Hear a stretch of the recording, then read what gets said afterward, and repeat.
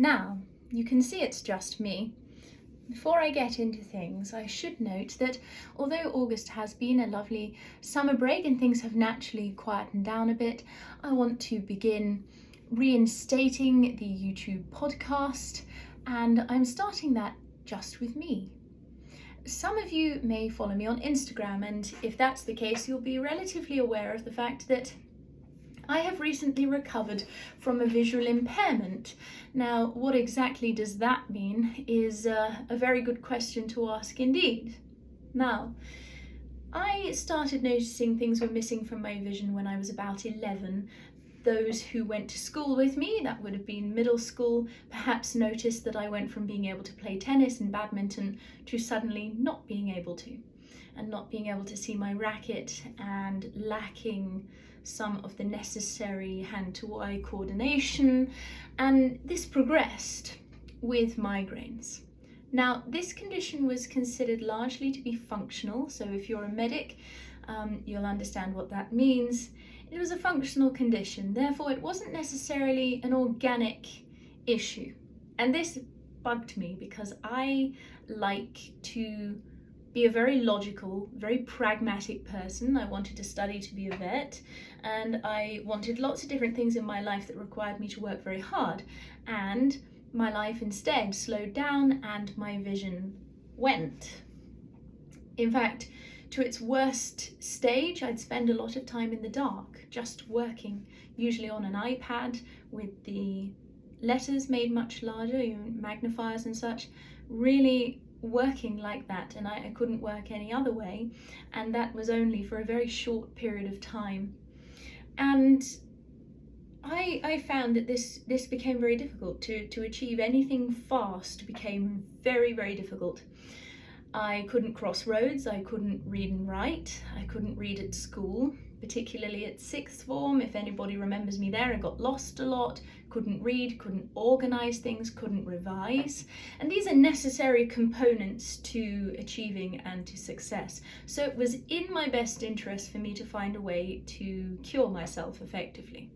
And I started about that in the pandemic because I had time, I didn't need to be anywhere, I could just focus on getting my eyesight back. And now, a few years on, I'm sitting here saying that I can cross a road by myself. That doesn't mean I'm doing it every day, but I can do it, and I can see well enough to do it, but I'm not going to do that on a day that I'm particularly tired, because setting myself up for a fail and freaking myself out is probably not a good idea. Now, I actually want to talk about some of the psychopathology, not necessarily more broadly with functional conditions, because there is a psychopathology there, but I would rather leave that and discuss that with a psychiatrist at some point, and actually do a discussion as I've done with other clinicians and consultants, because it's a very interesting topic and it's actually worth diving into way beyond my situation. But what I want to talk about is the reality of losing your sight or losing the capacity to do something, so becoming disabled and then recovering and no longer being disabled, because both of those things are very difficult and very traumatic. We don't necessarily see recovery as traumatic, but there are perhaps reasons you should reconsider that, and I'm going to discuss those sorts of arguments today. First of all, when you become disabled, like when I became visually impaired, I noticed that I had to change as a person. There were things I couldn't do anymore. I was a horse rider, for example. I loved dressage, and I lost the ability to keep studying that because I got migraines, and then I lost more vision. I found that I couldn't climb as much, and climbing I loved very much, and I love to share the pictures from my climbing, but I'd love to go back and do more, but I can't just at the moment.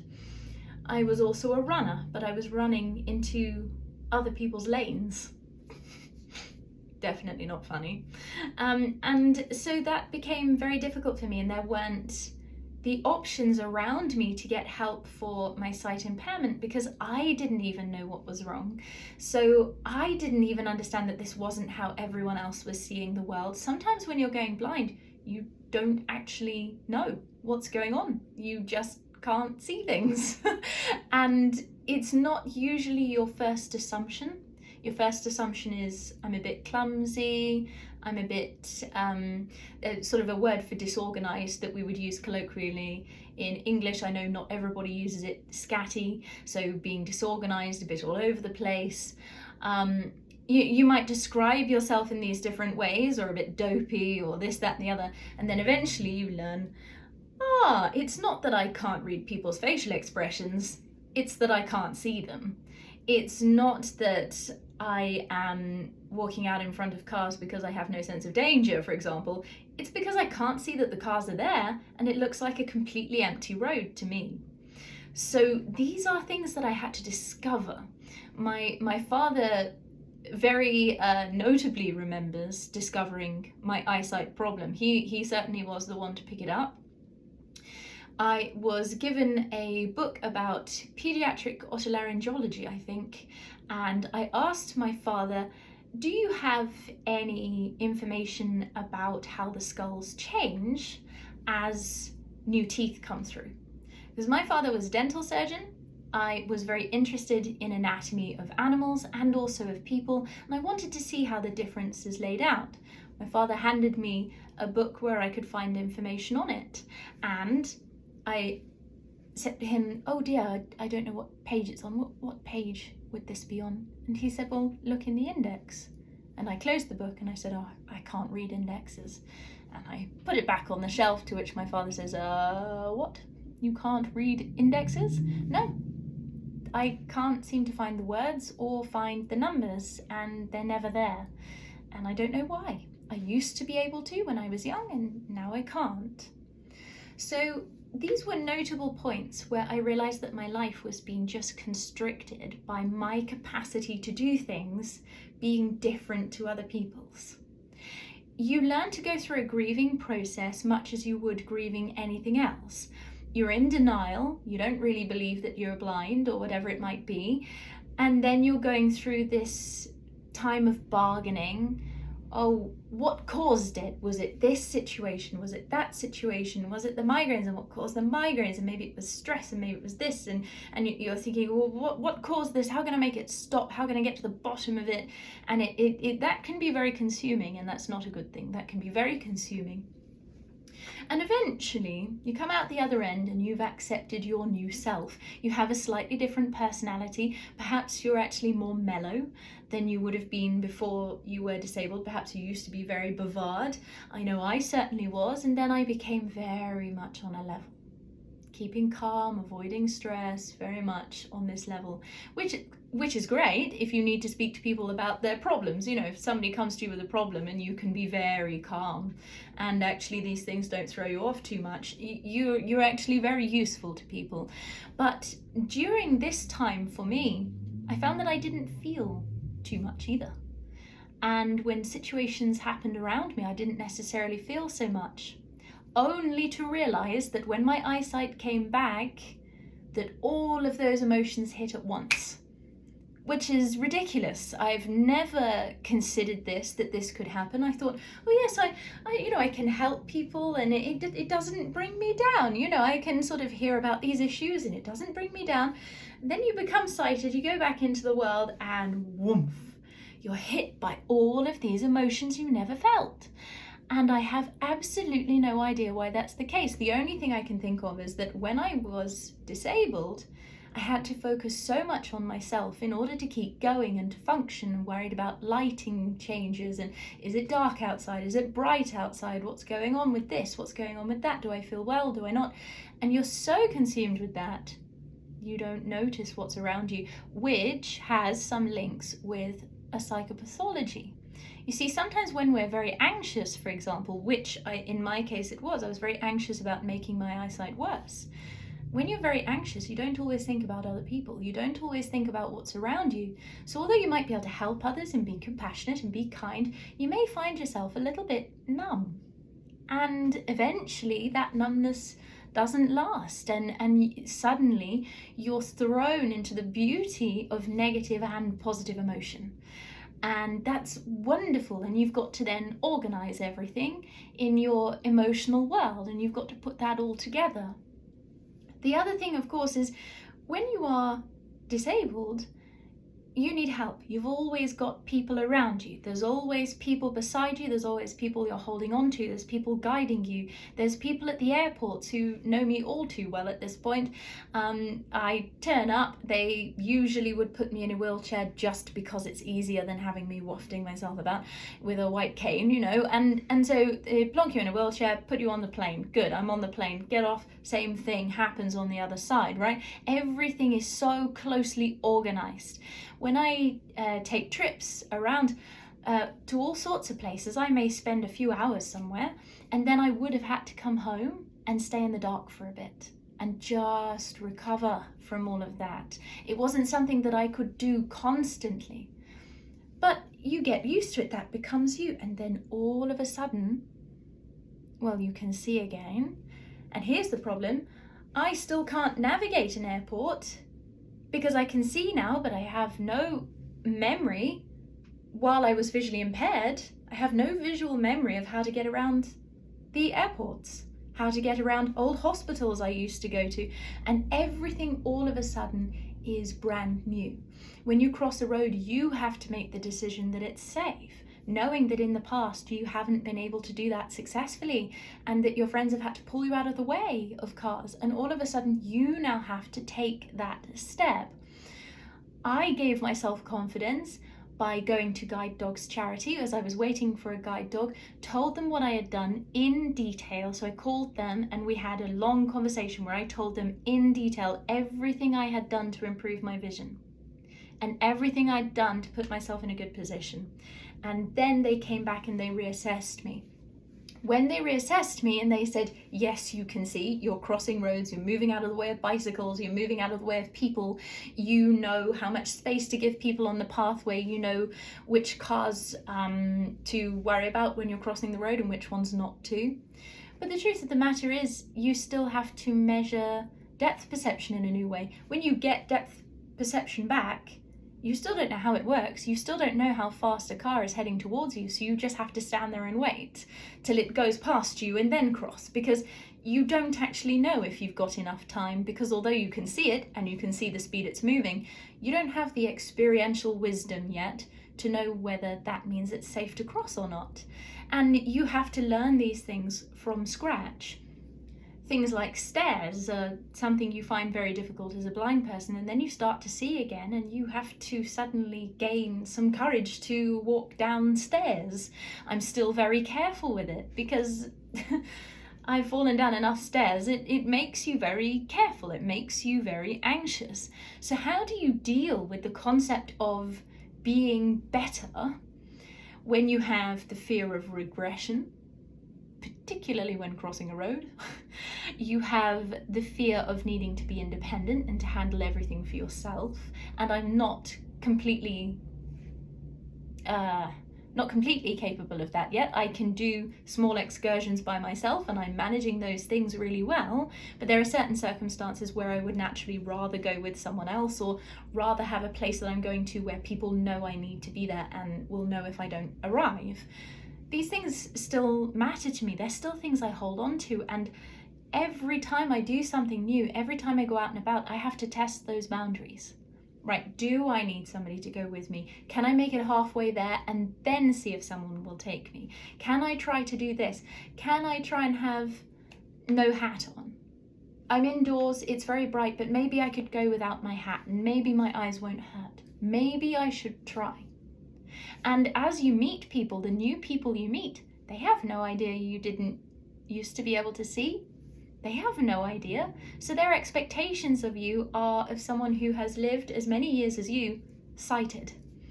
And those are awkward discussions. Can you just pop across the road and do that? Yes, but I'm going to need maybe a little bit of time to do that. How come? I used to be visually impaired. What? Is the general response. You know, there is a lot of stigma about how a blind woman or man should look anyway. So me being someone who's always been stylish, always liked those things, and I studied etiquette, I studied these things so that I could maintain fashion and style and hold myself properly with grace in public, etc. I worked very hard at these things. So in some ways I'm lucky, but in other ways it makes it very difficult, not only when you're visually impaired, for people to really understand how much it affects you, but for people to understand when you're well, that you could possibly have ever been unwell if you're young and you've got the world ahead of you. The other issue that can cause a lot of stress and anxiety is relationships. Your friendships and your relationships suddenly take 180 turns because you're constantly changing. And how on earth can anybody fit into that? Well, the truth is, people can't sometimes. Some people can, and they're really for it and they're really positive. But for some people, it's hard to watch you go from someone who needs their friends to someone who just, quite honestly, doesn't. And you change the way your friendships work, and it all kind of becomes very strange and odd. And that can be very difficult to manage, because you've got to understand your own development very well, but at the same time everything around you is going to change so much while you are in perhaps your post-disability infancy, I think I shall call it.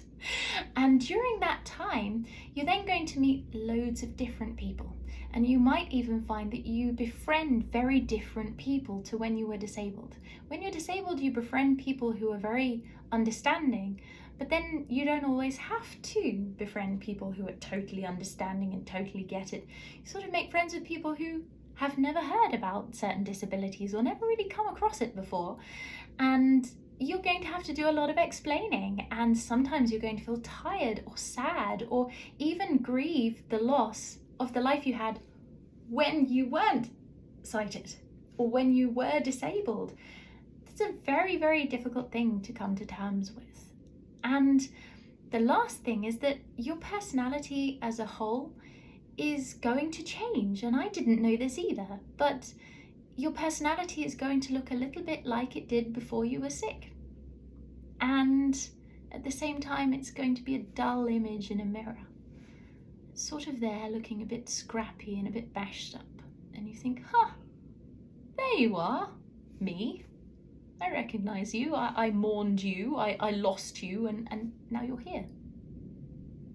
Okay, what do I do now? And it turns out that jaded person that you are is also full of interests and ambitions that you might have left behind, because you have to pick your battles when you're disabled, and you have to choose which things you're going to pursue. If you're going to pursue anything totally, you might pursue everything a little bit, or just one thing very intensively. It honestly depends. As your personality changes, your interests in other friendships will change, and I think that's where this ties in, that not only is your world changing and people can't fit in, but actually your entire personality is changing. You're full of emotions you didn't have.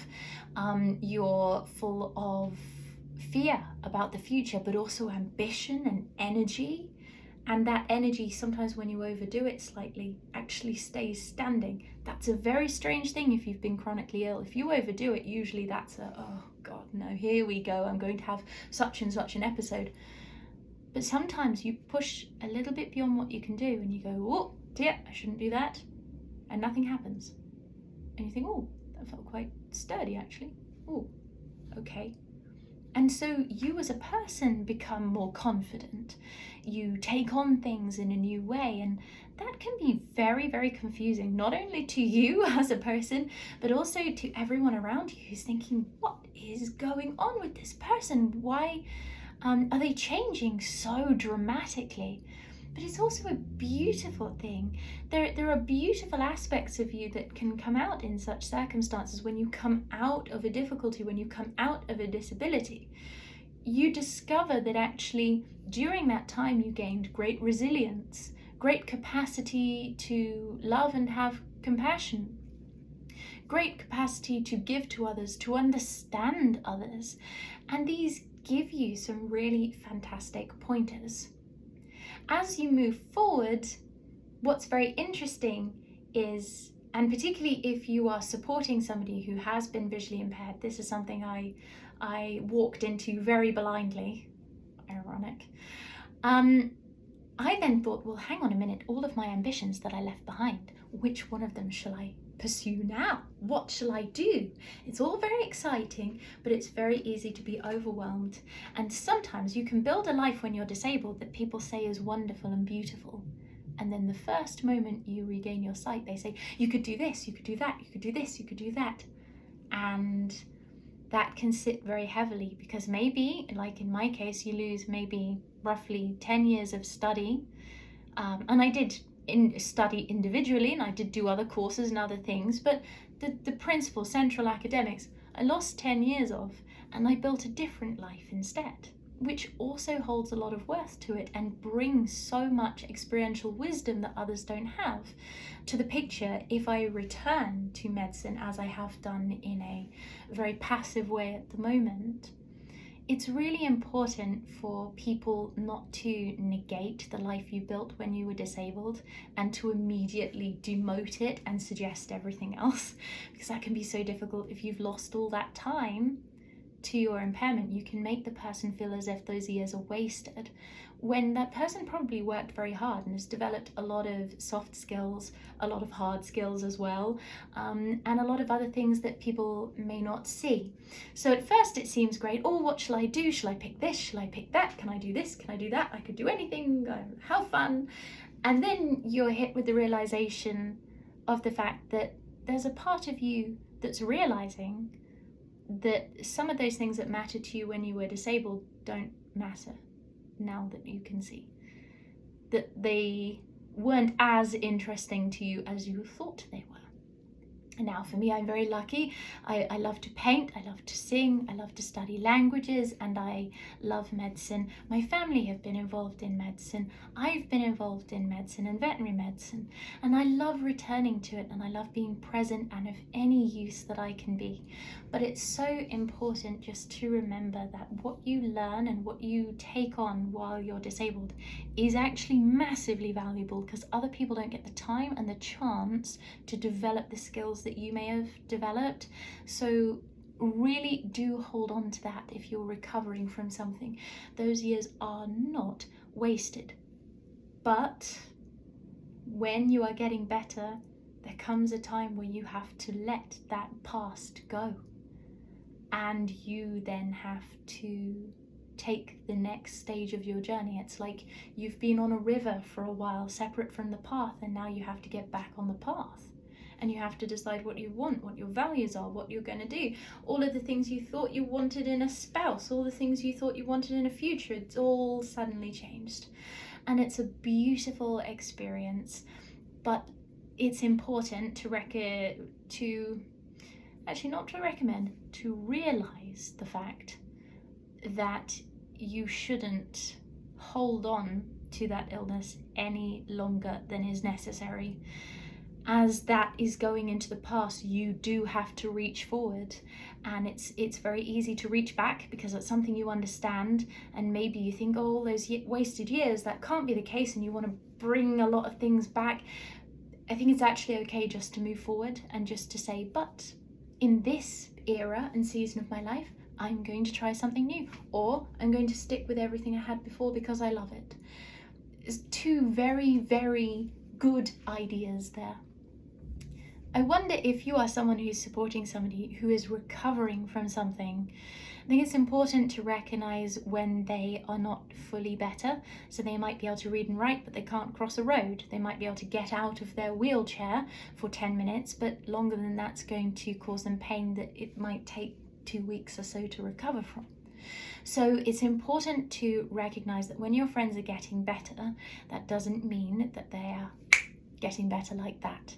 It means a little bit of vision returned, and that's wonderful for them. And also, when someone has been disabled for a long time, they often don't know what it's like to be able-bodied, and so sometimes they can mistake themselves for being more able-bodied than they are, right? I've gone through this, right? I've had moments where I thought I could see, and I've made drastic mistakes, well, not mistakes, but not seen things I really needed to see for my own safety. And I needed to train and train and train and train and train to get to this point. So, can this be a cause for depression and anxiety when you lose your sight? Yes. Can this be a cause for depression and anxiety regaining your sight? Yes. And that is completely okay. Is it normal to be emotionally slightly numb while you're disabled and then to recover from your disability only to realize you have so many more emotions for the people around you and everything else going on instead of just logical emotions? Yes, this is normal. Did I realize it was normal 6 months ago? No. Do I realize it now? Yes. I am going through the emotional process of discussions I had with friends where they were hurting from like 9 years ago now. And that is completely okay. When you are not constantly worried about yourself, it turns out all of those emotions come back and all of those feelings need to be processed. So if you are recovering from anything that is long term, just give yourself a hot minute to realize that your experience is probably okay. It's just there's not a lot of people who recover from really serious conditions sometimes. And sometimes that makes it rare, and there's not a lot of literature on it. There's not a lot to explain to you how you need to behave in this situation. And as a result, I like to hold on to the basic values that I have of being good to others, of being kind, trying to spread a good message that education matters and makes people stronger regardless of disability, ethnic background, gender, etc. Doesn't matter who you are, if you're articulate and you're educated as you can possibly get yourself, it's a good thing. If you have 3 days where you can't do anything, fine, but if the 4th day you studied a little bit of, I don't know, Friedrich Nietzsche, then you're cleverer than you were last week. You've done something. This is really good. And I think actually Nietzsche has an interesting concept that those who reach heaven have stretched their roots to hell. And I think that's actually very true. To go through something like this and come out of it is how you get to prove that you have the capacity to be a good person. Coming through these things and still believing in life, coming through all sorts of pains and difficulties and then choosing life every morning and choosing to be who you want to be, choosing to be kind and compassionate and believe the best in others. It's like the last thing you want to do when cynicism knocks at the door and says, "Hi, this is how the real world works. Enjoy, go and be cynical and be rude to everybody and be within yourself and angry that other people didn't understand and you know, all of this." That is not necessary. It's possible to recognize that the way to heaven on earth is through hell, and that when you come through that hell and you still choose to hold yourself with grace, decorum, goodness, politeness, and maybe a good old dash of a sense of justice. You've got to be a bit careful with that when you're young. I certainly fell into that trap. I was young and ambitious. What can I say? You do become somewhat activistic. I don't necessarily encourage that, but a sense of justice is good in a measured environment surrounded by the right people. And I would really, really recommend that now, that you consider in your life whether you are disabled now, recovering now, or you've never been in such a situation before at all. Just remember that when you are in hell, that is when you get the choice to show that you're a good person, because you can go through it and still be kind and still be charitable and be patient with others, even when you're in loads of pain. And that gives you the choice to practice your self-control, to practice who you are. I have a very joyous outlook on Instagram. That's a genuine part of me. I have learnt to enjoy every tiny thing, from blossoming flowers as soon as I can see them. It's on my lovely gown here. Whenever I see something beautiful, I take time just to remember that there was a time I couldn't do that and see that, and that's a beautiful thing. But also, goodness sometimes has teeth, and that's how she's alive. You have to recognize that sometimes people are going to say, "Oh, you're an attention seeker, not disabled." right? And everybody's been in that position who's been disabled. I don't think I've met someone who's been disabled who has not been accused of attention seeking. You have to be loud about your condition sometimes, right? Whether it be an allergy that you have, you know, that you need to be clear. I have an EpiPen. I think I might have eaten the wrong thing. You have to learn to be loud and clear, because if you are in a difficult situation, suddenly that's difficult.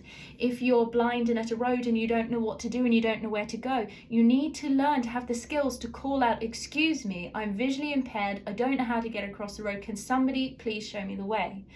And explain clearly to them what you need from them. Otherwise, people may do the wrong thing by accident, because people don't know everything about each other when they're strangers.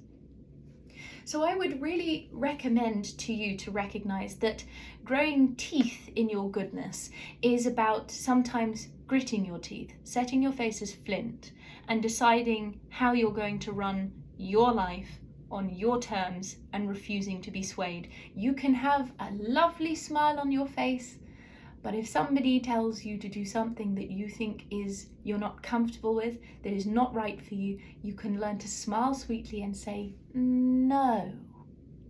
And that is a good damn thing.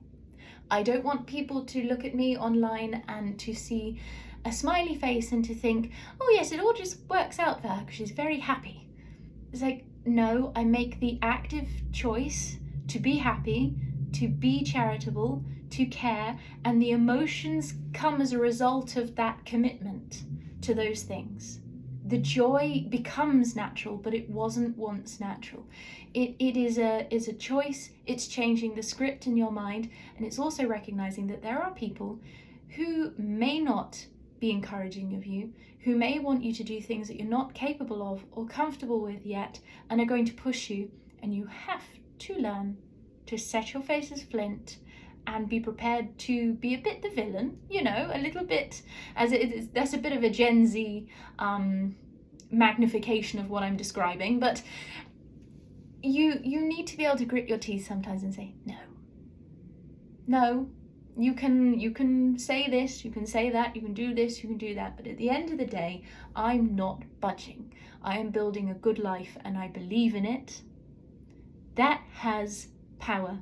So don't look at my smiling face and think that you have to agree with everybody to get things. No, you have to learn to say no, you have to learn to stand up for yourself, and that's a part of healing, because if you want to be independent, recovering from your disability or while you have a disability, you've got to learn to put your boundaries in place and hold them fast. And I mean that. So I don't know if this is of use to you. Perhaps you've never had a disability in your life, or perhaps you're recovering, your friend's recovering, or you're currently disabled. But I hope that you understand, when you are really working towards something, you are building skills constantly. Enjoy the journeys regardless of what the outcomes are. And in my case, I really can't believe my luck. I can't believe what has happened here. I'm very, very, very, very grateful, and it's a beautiful experience, and I love taking you all along with me. You've gone through the whole process with me of me discovering the world, and I will continue to do that and continue to fight and work to get better and show you exactly how I've done it, because I don't think that we are defined by what we have or what happens to us. I don't think we're defined by our past. We can make active, conscious choices about who we're going to become, and this is who I've chosen to become. All my best.